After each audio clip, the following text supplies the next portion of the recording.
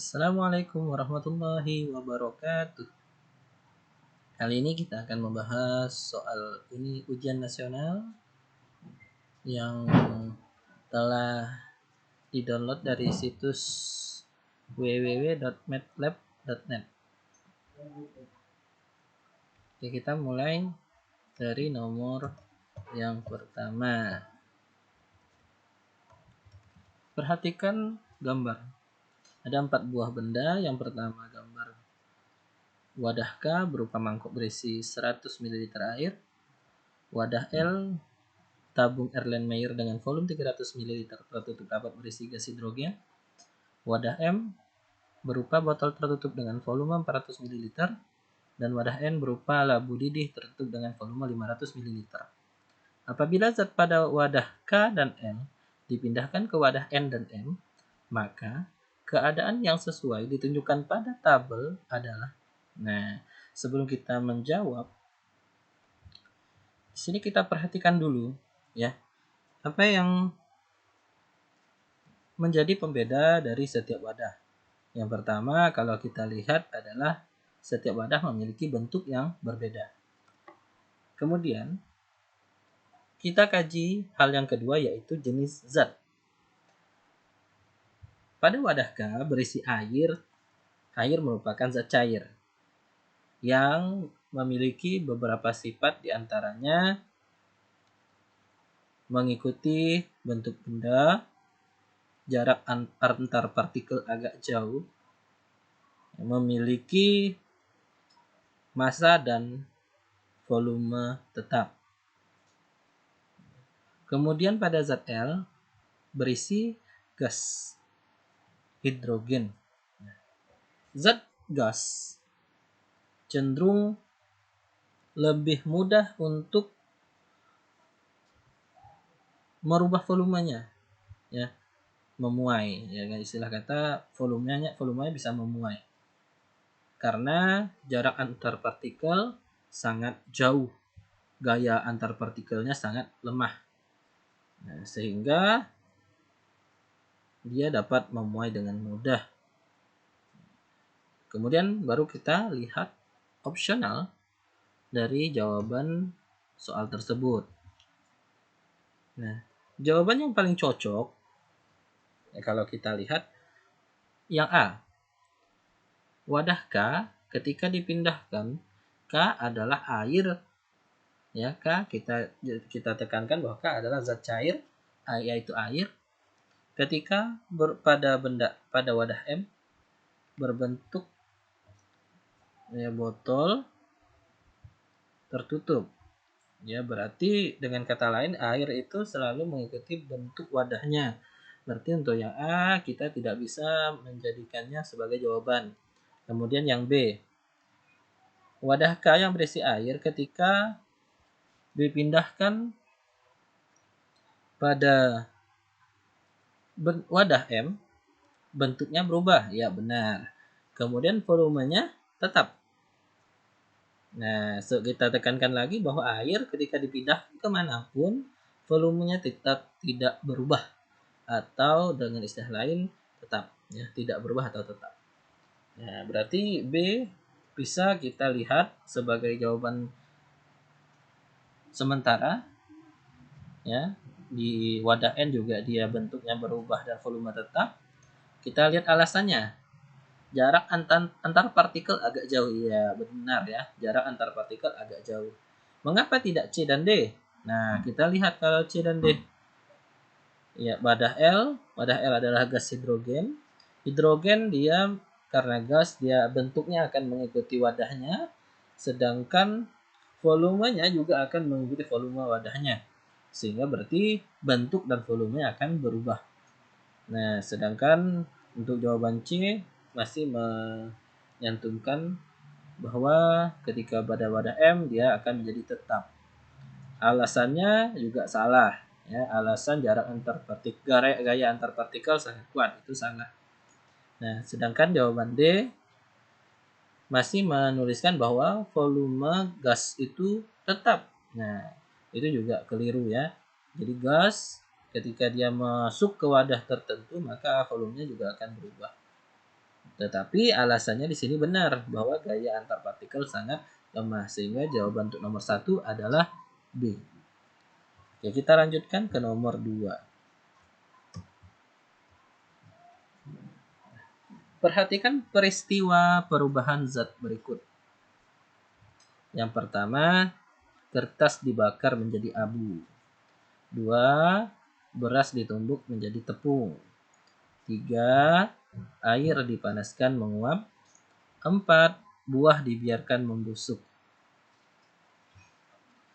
Nah, berdasarkan peristiwa tersebut, perubahan kimia ditunjukkan oleh nomor. Dapat kita ketahui bahwa perubahan zat terdiri atas 2 jenis, yaitu perubahan fisis dan perubahan kimiawi. Nah, perubahan fisis itu hanya perubahan yang terjadi pada wujudnya saja, tetapi sifatnya itu tetap sama. Sedangkan perubahan kimia, perubahan wujud yang disertai dengan perubahan sifat-sifatnya, sifat-sifat partikelnya ya. Nah, sehingga kalau kita lihat kertas dibakar menjadi abu, ketika kertas dibakar menjadi abu, wujudnya sudah berubah dan juga sifatnya juga berubah. Nah, ketika menjadi abu, otomatis partikelnya adalah bukan lagi partikel kertas, melainkan partikel abu. Kemudian yang kedua, beras ditumbuk menjadi tepung. Nah, di sini hanya mengubah bentuk akibat proses mekanis. Ini merupakan perubahan fisis. Yang ketiga, air dipanaskan menguap. Di sini juga hanya terjadi perubahan wujud dari air menjadi uap, tapi tidak merubah sifat partikelnya. Ya.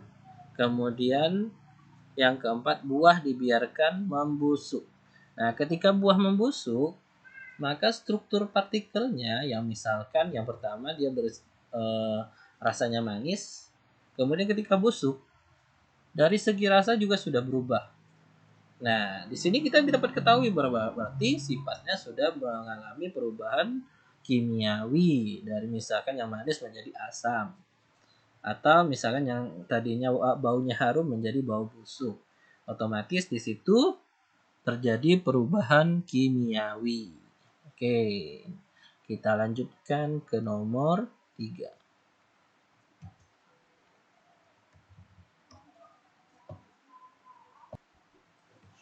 Oke, kita lanjutkan soal nomor 3. Perhatikan gambar pemisahan campuran tersebut. Nah, di situ terlihat ada sebuah campuran ya, di mana terdapat sebuah kertas khusus untuk melakukan pemisahan dari campuran tersebut. Nah, tapi sebelum kita menentukan jawabannya, kita coba analisis dulu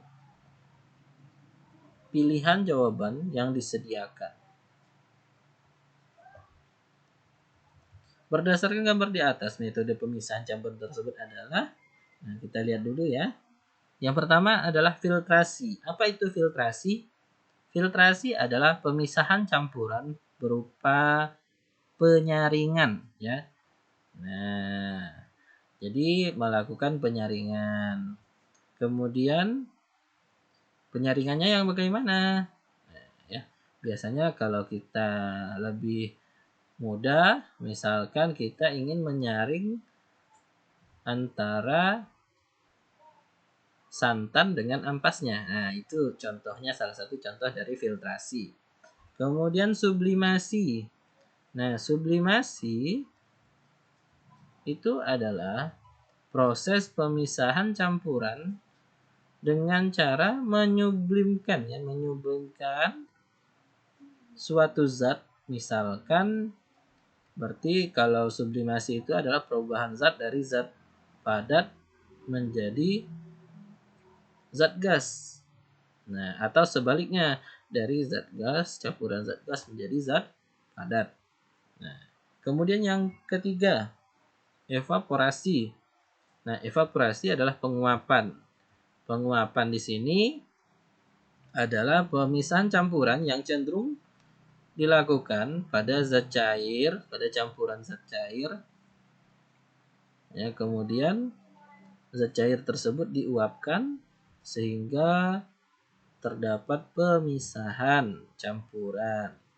Contohnya adalah ketika paling mudah kita lihat adalah ketika mengevaporasi antara larutan garam, ya, ketika kita proses di pembuatan garam, ya, proses pembuatan garam di mana garam akan tertinggal sedangkan air akan menguap. Kemudian yang ketiga, kromatografi. Nah, kromatografi itu tidak lain adalah teknik pemisahan molekul berdasarkan perbedaan pola pergerakan antara fase gerak dan fase diam. Nah, jadi pemisahan antara ketika kertas itu ditarik, maka molekul-molekul yang cenderung akan melekat pada kertas yang bergerak, dan ada juga molekul yang akan tinggal dalam larutan, sehingga kedua zat akan mengalami pemisahan, ya, jadi berdasarkan fase geraknya. Nah, berarti kalau kita lihat gambar tersebut, ya, nomor 3, memanfaatkan sebuah kertas kemudian ditarik kertasnya secara perlahan, sehingga jawaban yang tepat untuk nomor 3 adalah kromatografi. Kita lanjutkan nomor 4. Perhatikan tabel perubahan indikator asam basa berikut ini. Nah, ada 4 larutan yang diuji: larutan K, larutan L, larutan M, dan larutan N. Kemudian, untuk melihat suatu larutan itu bersifat asam atau basa, kita bisa lihat dari warna yang dihasilkan dari kertas lakmus. Nah, kertas lakmus, ya. Nah, kita lihat di sini indikatornya, ya, menggunakan kertas lakmus merah dan lakmus biru. Nah, apa indikatornya? Lakmus merah, jika larutan itu asam, maka dia akan berwarna merah. Sedangkan jika dia basa, maka kertas lakmus merah tersebut akan berubah menjadi warna biru. Begitu pula dengan sebaliknya, dengan lakmus biru. Jika dia bersifat basa, maka lakmus biru akan berwarna biru. Sedangkan lakmus biru ketika dimasukkan ke larutan asam, maka akan berubah menjadi warna merah. Nah, oke, kita lihat, ya. Larutan K ketika dimasukkan lakmus merah, dia berwarna biru. Dimasukkan ke lakmus biru, berwarna biru. Larutan L diuji dengan kertas lakmus merah, dia berwarna merah. Diuji dengan lakmus biru, dia berwarna merah. Larutan M diuji lakmus merah, dia biru. Diuji lakmus biru, dia biru. Dan larutan N diuji lakmus merah, dia merah. Diuji lakmus biru, dia biru. Nah, kita dapat lihat bahwa larutan K merupakan larutan basa karena ketika diuji kedua kertas lakmus, dia berwarna biru. Larutan L merupakan larutan asam karena ketika diuji kedua lakmus, dia berwarna merah. Larutan M, dia juga sama berwarna biru, berarti kedua larutan tersebut bersifat basa. Dan larutan N merah biru, dengan kata lain tidak mengalami perubahan warna, sehingga larutan tersebut merupakan larutan yang bersifat netral, ya, tidak bersifat asam dan tidak bersifat basa. Berdasarkan tabel larutan bersifat basa, nah tadi kita dapat jawab bahwa yang larutan basa adalah larutan yang berwarna biru, yaitu K dan M. Selanjutnya,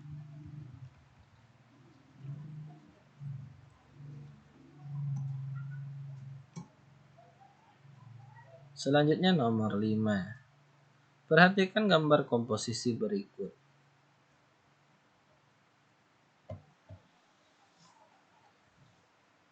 Ingredients: water, sodium lauryl ether sulfat, cocamidopropyl betaine glycol stearate, dimethicone, sodium chloride, fragrance, carbomer, guartidroxy, propytrimimonium chloride, Cl77266, lisin, sodium hidroksida, hidrogen. Fungsi yang diberi tanda X adalah, fragrance itu tidak lain merupakan zat aditif yang ditambahkan biasanya pada sabun, sampo, kemudian make up, alat-alat produk kecantikan untuk memberikan aroma, sehingga fungsi dari fragrance itu sendiri adalah sebagai pewangi. Oke, kita lanjutkan nomor 6. Perhatikan grafik antara kasus AIDS pada pengguna narkoba berikut. Sumbu X, jumlah kasus AIDS. Sumbu Y, jumlah pengguna narkoba. Nah, berarti ini keterkaitan. Berdasar grafik dapat disimpulkan bahwa pengguna narkoba,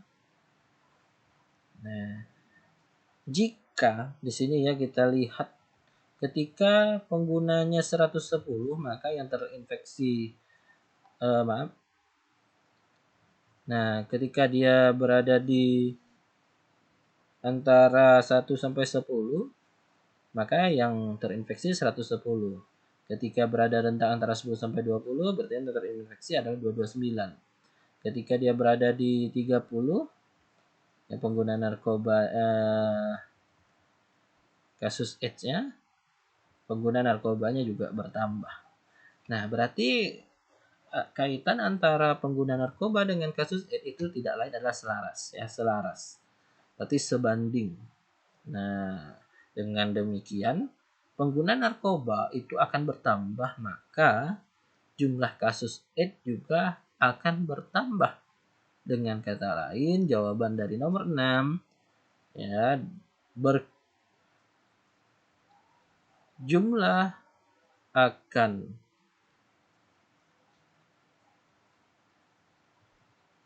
bertambah. Nah, berarti jawabannya adalah B bertambah, maka jumlah kasus AIDS juga bertambah, selaras. Nomor 7. Komposisi salah satu produk makanan mengandung gula, air, kalsium, lemak, antioksidan.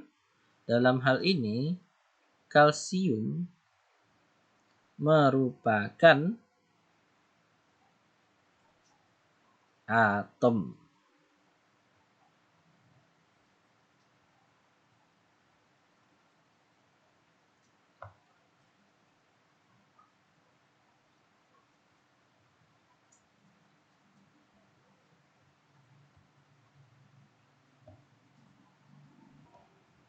Kenapa atom?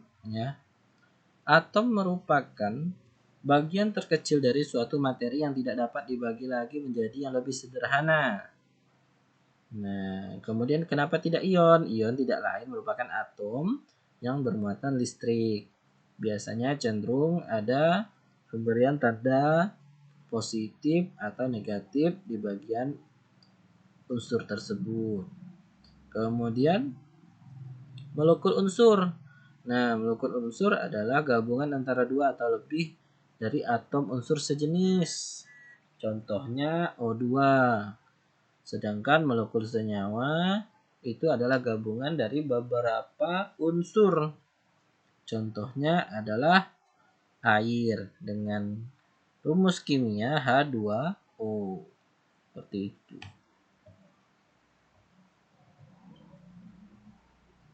Kita lanjutkan nomor 8. Nomor 8.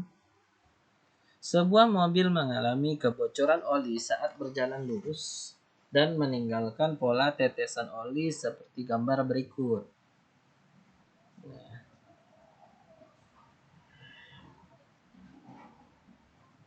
Grafik kelajuan V terhadap waktu T yang sesuai dengan gerak mobil tersebut adalah, nah kalau kita perhatikan dari A ke B,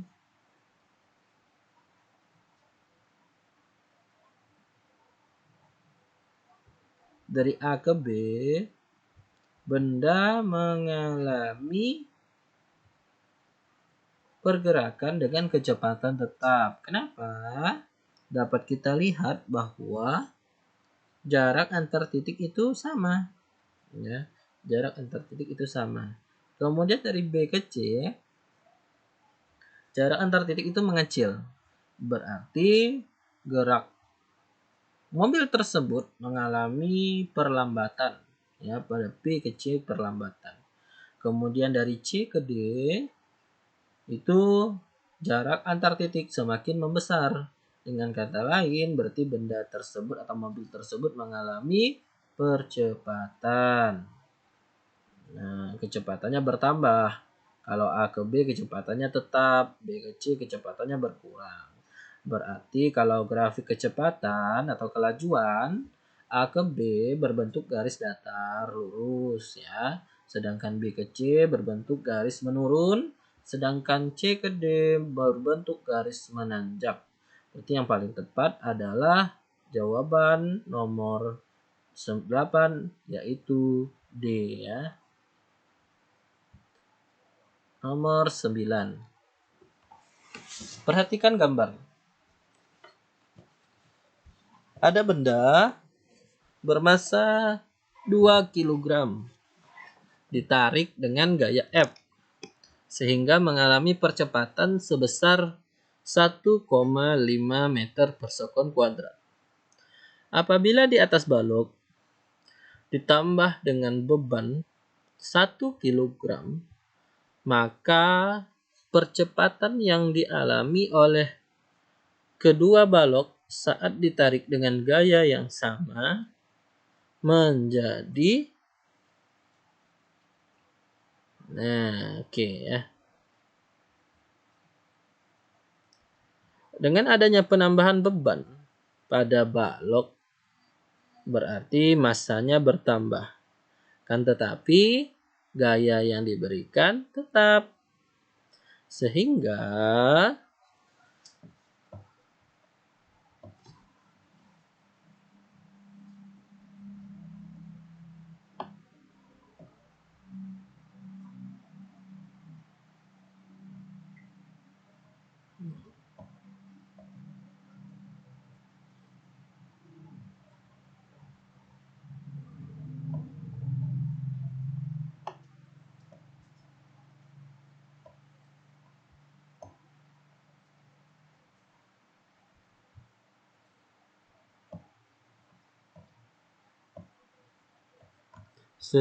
ya, berarti kan kalau kita hitung di sini berapa gayanya? Gaya sama dengan massa dibagi percepatan. Nah, ya massa dibagi percepatan. Berarti untuk mencari percepatan yang kedua, yaitu ketika massanya 3 kg, massanya menjadi 3 kg,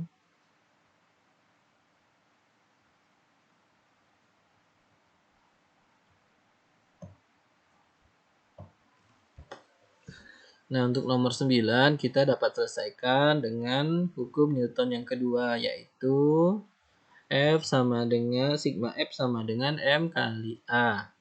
Nah, berarti F-nya kan sama. Berarti kalau kita kalikan 2 kali 1,5 berarti 3. Nah, kemudian berapa percepatannya?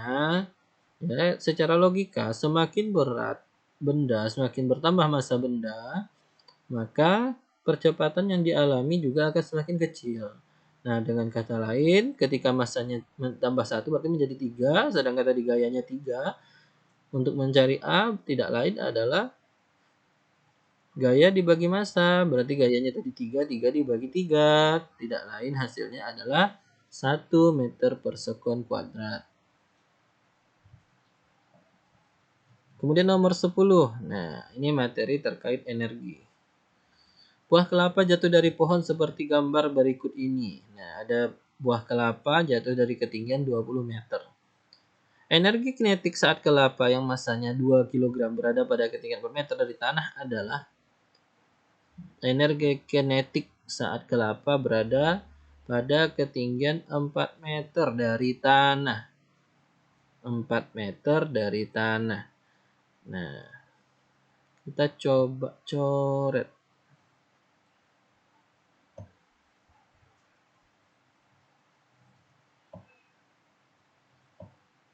Harus internet ya.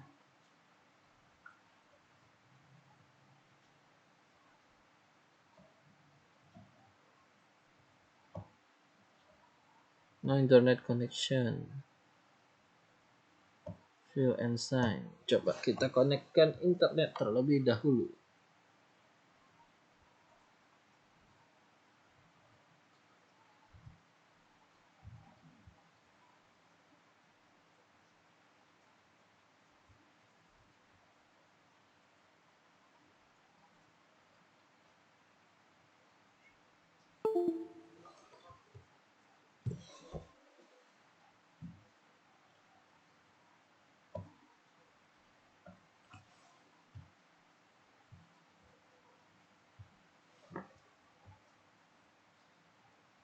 Apakah dia sudah mau?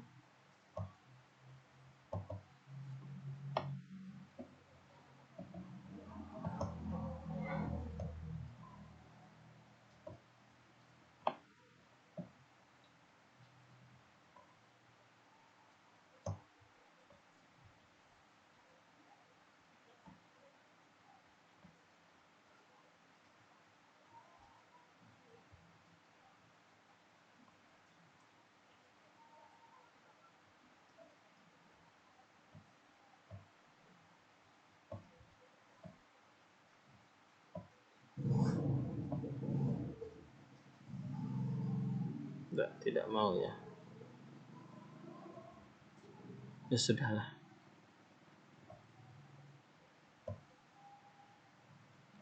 Kita jawab saja. Nah, kita lihat energi potensial pada saat 20 meter kita cari dengan rumus massa kali gravitasi kali ketinggian. Massa 2 kg, gravitasi 10, tinggian 20. Berarti 2 kali 10 kali 20, berarti 400. Kemudian, energi potensial pada saat ketinggian 4 meter dari permukaan tanah tidak lain adalah 4 kali 10 kali 2, berarti 80. Nah, energi kinetik tidak lain adalah sisa dari atau selisih antara energi potensial awal dengan energi potensial di titik 4 meter dari permukaan tanah. Sehingga jawabannya tidak lain adalah 400 dikurangi 80. Berarti 320 Joule. Urutan bidang miring yang memiliki keuntungan mekanis dari yang terbesar hingga yang terkecil. Nah, ya, keuntungan mekanis bidang miring itu diperoleh dari kemiringan yang paling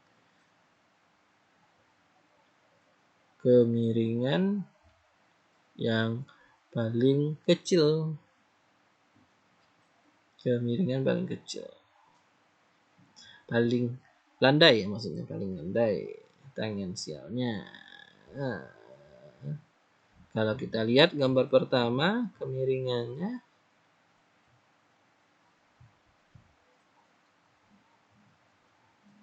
1 bagi 3 0,33. Yang kedua 1,5 dibagi 3,5 berarti 3 dibagi 7, 3 dibagi 7 0,4 sekian. Jadi tadi 0,3 0,4. 2 dibagi 3,2, 2 dibagi 3,2 20, 32. 41 1,8. 2 1,6 berarti 0, nah kemiringannya paling besar ya, kemiringannya paling besar. 2 bagi 4 setengah.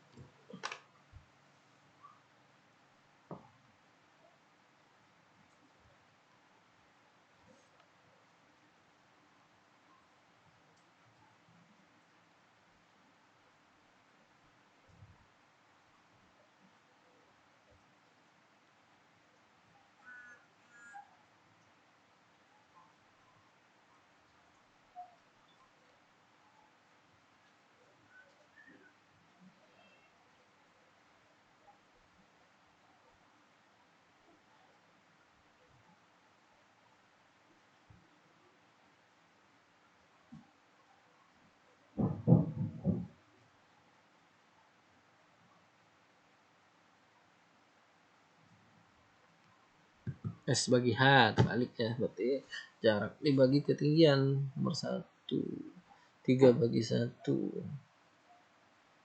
berarti dapat 3. Nomor 2 3,5 bagi 1,5 dapat 2 komaan. 3 3,2 dibagi 2 1,6.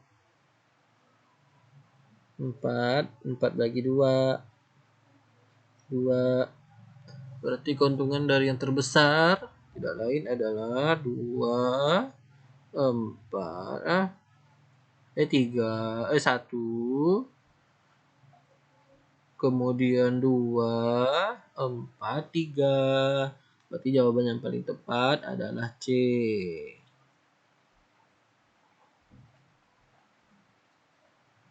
Sulit juga ya, tidak ada coretan komen.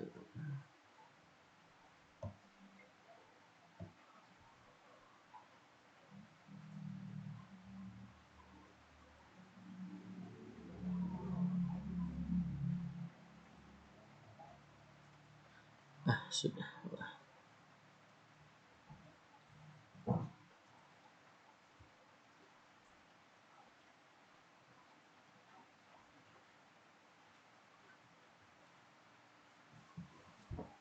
Baik, kita lanjutkan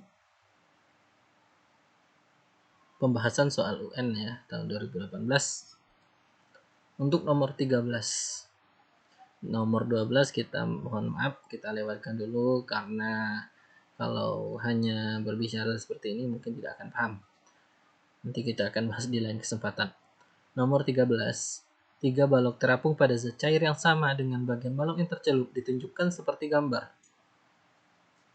Nah, ada 3 buah wadah berisi zat cair, kemudian dimasukkan masing-masing sebuah balok, sehingga terlihat di sini ya.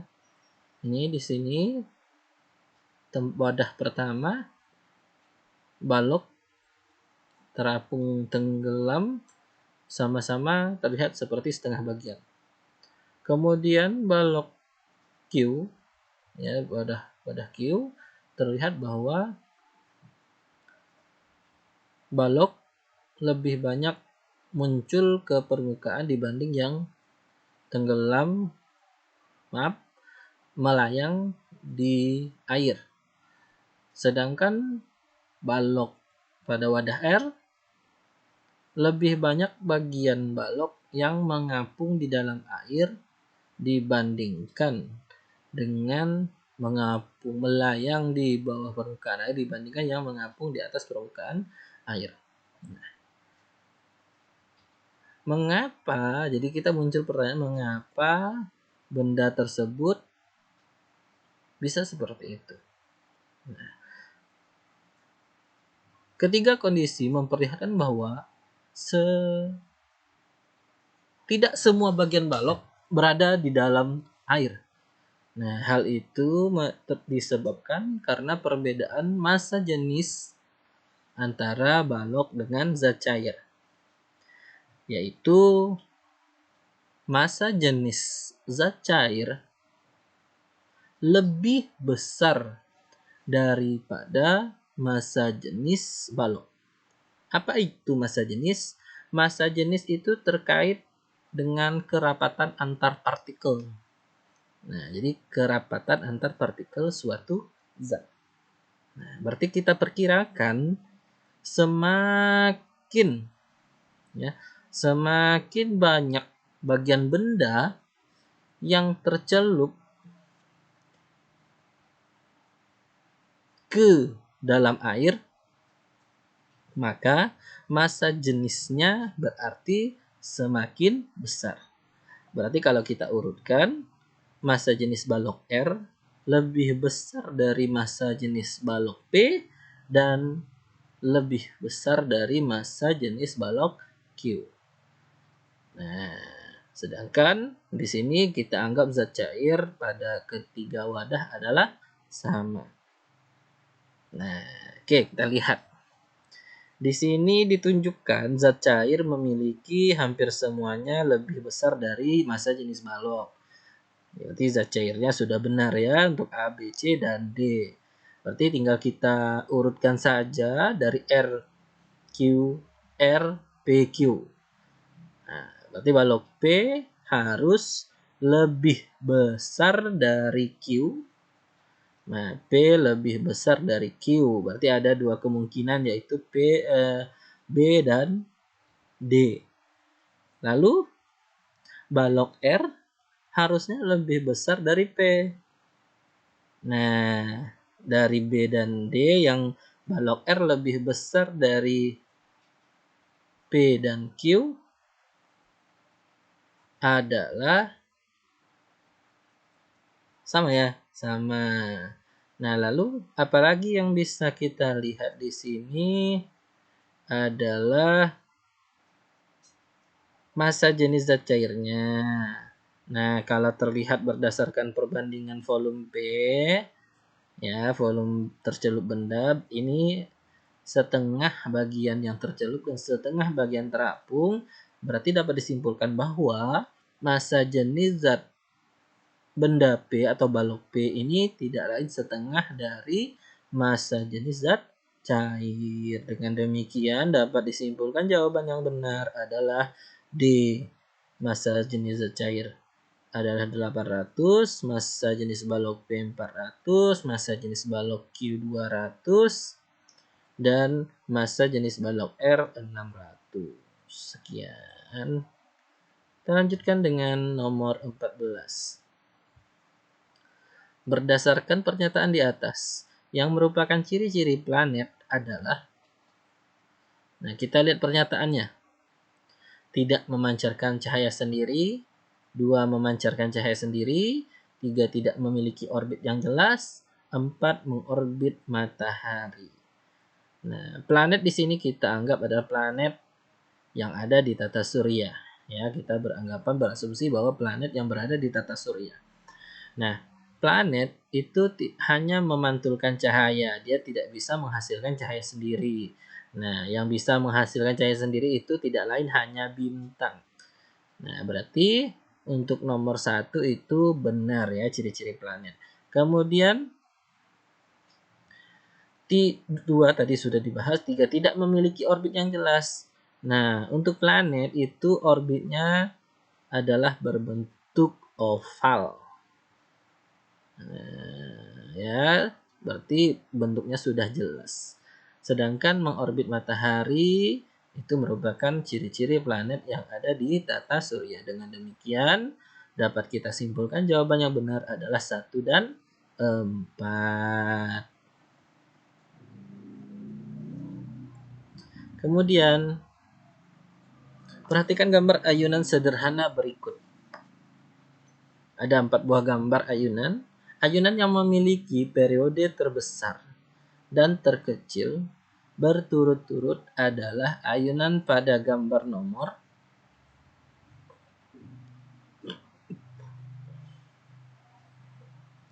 periode ayunan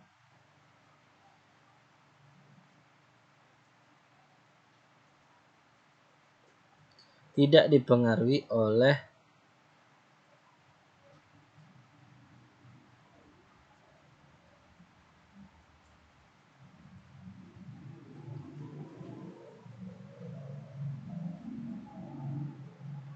massa benda. Periode tidak dipengaruhi oleh massa benda. Berarti di sini sudutnya sama, massa bendanya berbeda, berarti kita tinggal tinjau panjang talinya saja.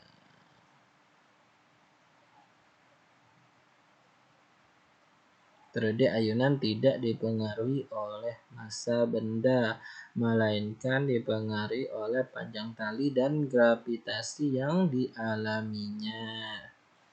Nah, berarti dapat kita lihat semakin panjang tali bandul, maka periodenya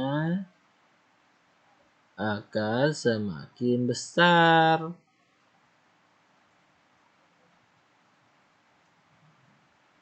Ya, periodenya akan semakin besar. Begitu juga berarti tali yang paling panjang di sini adalah tali nomor 2 yaitu 40 cm, sedangkan tali terpendek adalah tali pada nomor 4, sehingga jawaban yang benar adalah 2 dan 4.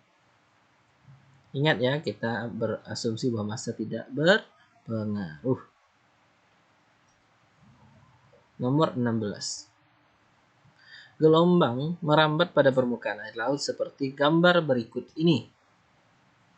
Sebuah gabus berada di puncak gelombang.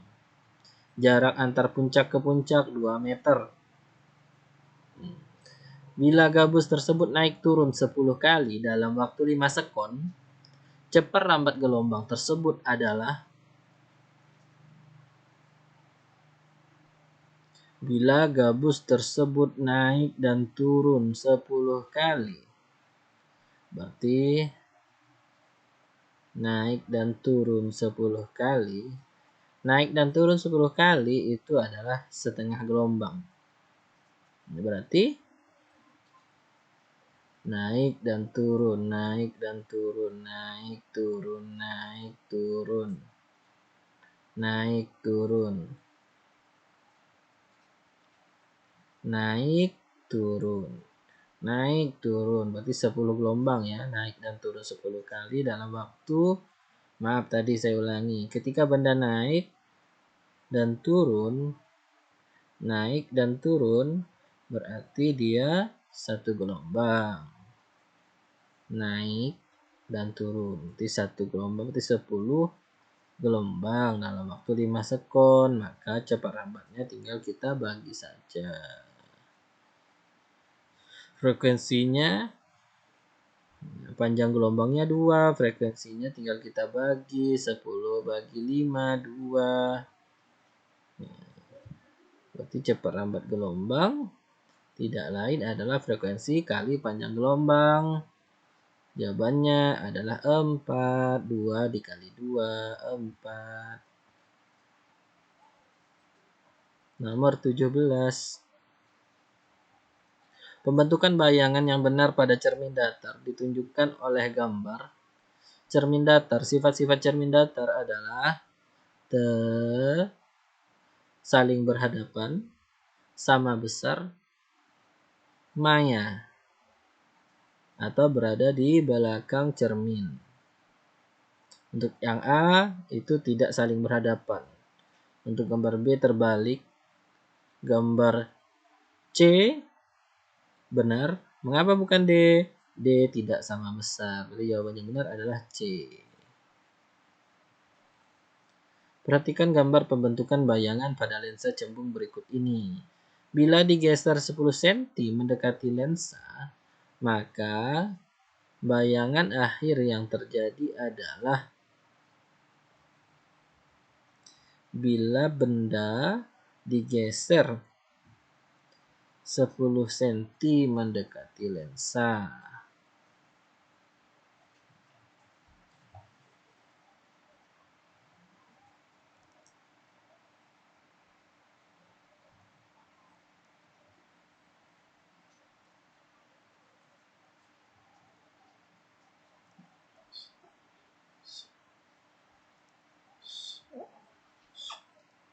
Oke. Nyata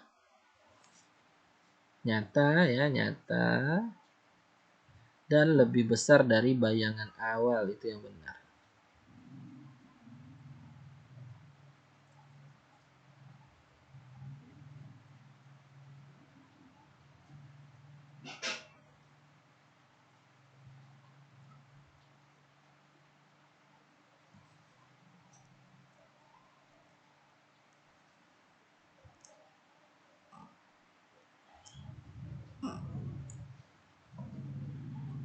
Nomor 19. Kita lewatkan dulu sebentar. Kita coba lewatkan yang hitungannya terlebih dahulu ya. Kita lanjut ke bagian biologi. Beberapa komponen biotik yang ada di perairan, nomor 24 ya. Komponen biotik yang khas pada ekosistem air tawar adalah, kita berbicara komponen biotik terlebih dahulu. Jadi dalam sebuah ekosistem ada terdiri dari dua komponen ya, komponen biotik dan komponen abiotik. Komponen biotik merupakan komponen yang terdiri dari makhluk hidup ya. Sedangkan abiotik bukan makhluk hidup. Nah, lalu di mana yang dikatakan di sini ekosistem air tawar? Berarti kita lihat di sini yang mana termasuk jenis ikan air tawar, hiu, ikan air asin, gurame tawar, tongkol asin, sarden asin, bandeng payau, teri asin, mas air tawar, ikan pari air asin. Berarti dengan demikian jawaban yang benar adalah 2 dan 7. Betul sekali. Pak Rahmat mengendarai mobil di malam hari. Sorot lampu mobil dari arah yang berlawanan membuat kelopak mata Pak Rahmat tertutup secara spontan. Ciri makhluk hidup yang sesuai dengan aktivitas tersebut adalah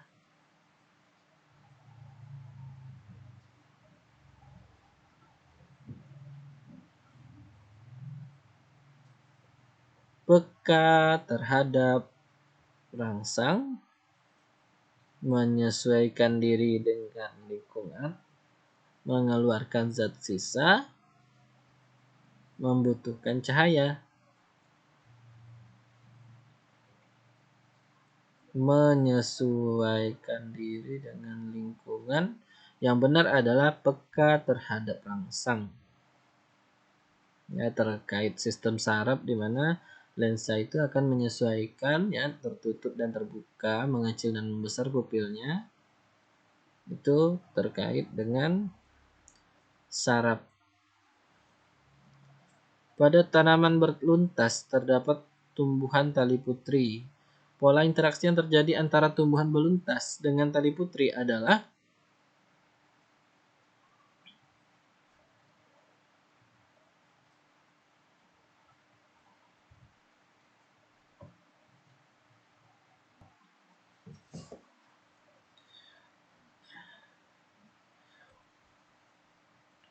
pola interaksi antara makhluk hidup dengan makhluk hidup lainnya terdiri atas 3 jenis, yaitu saling menguntungkan, satu untung dan satu tidak dirugikan, dan satu untung dan yang lain rugi. Atau dengan istilah yaitu yang pertama adalah simbiosis mutualisme, yang kedua simbiosis komensalisme, dan yang ketiga adalah simbiosis parasitisme. Nah, pola interaksi antara tanaman beluntas dengan tali putri itu merupakan tanaman parasit yang merugikan, ya, inangnya. Berarti dengan kata lain, satu untung dan yang lain rugi. Itu yang benar jawabannya, ya.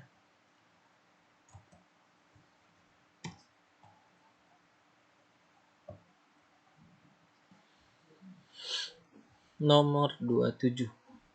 Perhatikan data kepadatan penduduk di bawah ini. Tahun 2013, 14, dan 15. Kota K dan kota L.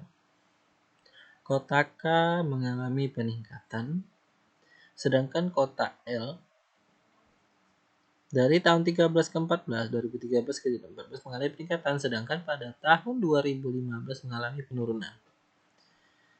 Bila luas wilayah kota K hampir sama dengan luas kota L, pengaruh kepadatan penduduk terhadap lingkungan di dua daerah tersebut adalah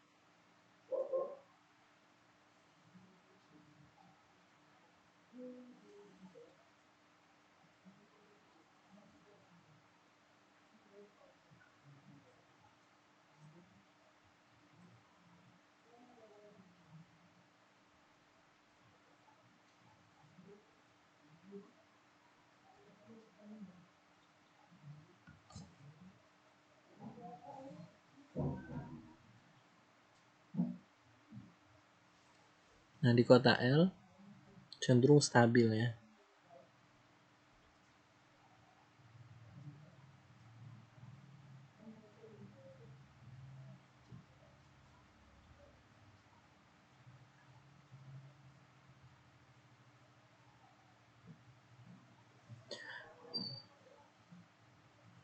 Yang paling benar adalah daerah resapan air di kota K lebih sedikit daripada kota L. Mengapa? Kalau kita perhatikan, kota K itu memiliki kepadatan penduduk yang cukup besar. 1:3.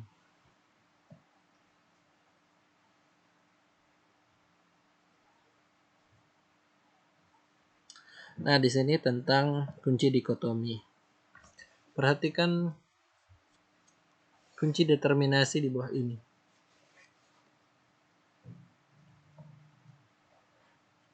Amelia sedang melakukan identifikasi hewan berikut. Urutan kunci determinasi yang sesuai dengan mengetahui ciri hewan tersebut adalah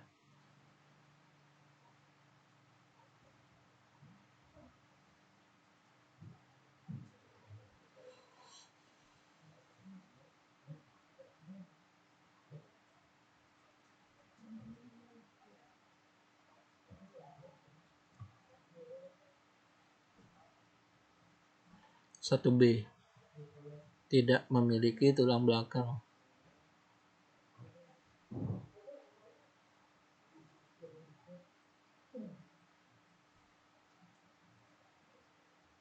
Memiliki cangkang.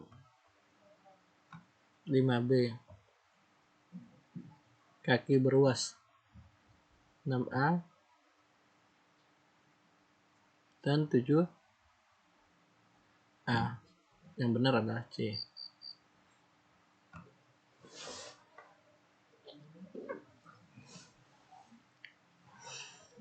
Ikan air tawar melakukan adaptasi dengan cara minum sedikit air dan mengeluarkan banyak urin yang encer. Sedangkan ikan laut melakukan adaptasi dengan cara minum banyak air dan mengeluarkan sedikit urin yang pekat. Cara hidup yang dilakukan oleh ikan tersebut bertujuan untuk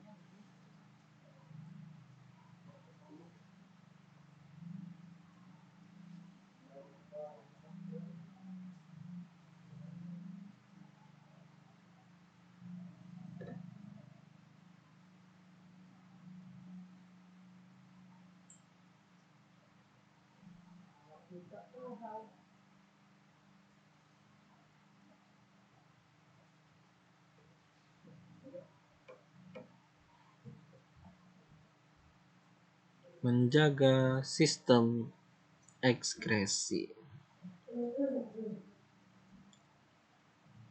Di beberapa daerah, kotoran ternak dan bahan organik lainnya diolah melalui proses fermentasi. Melalui fermentasi ini, bahan-bahan tersebut diubah menjadi metana.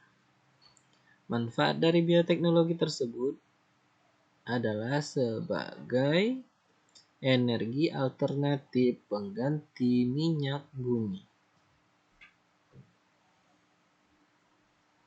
Peningkatan jumlah penduduk yang sangat pesat akan mengakibatkan peningkatan kebutuhan manusia dalam semua aspek kehidupan, terutama ketersediaan lahan untuk tempat tinggal.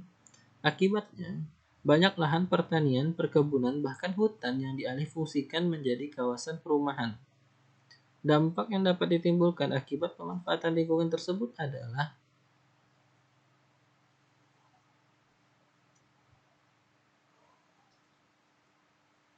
terkait peningkatan lahan ya, kesediaan lahan untuk tempat tinggal.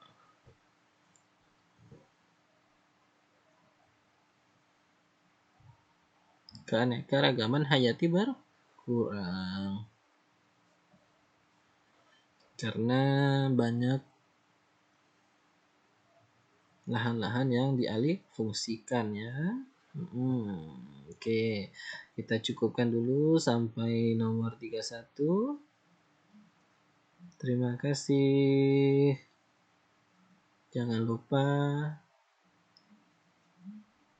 subscribe, like, comment, and share.